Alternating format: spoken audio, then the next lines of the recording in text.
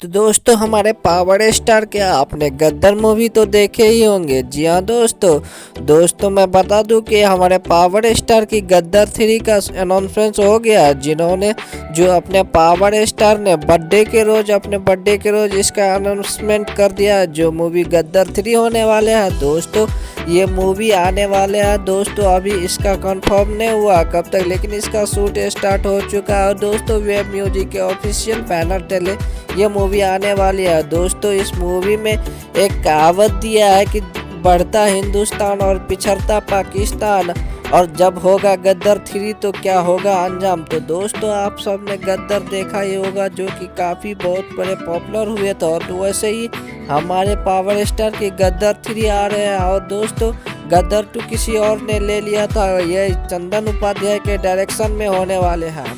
चंदन उपाध्याय जी जो कि हाल ही में काफ़ी भोजपुरी के बजट फिल्म हर हर गंगे का डायरेक्शन में दिए हैं। जी हाँ दोस्तों, वही डायरेक्शन करने वाला है इस फिल्म को। तो मिलते हैं किसी और नेक्स्ट वीडियो में। Bye bye.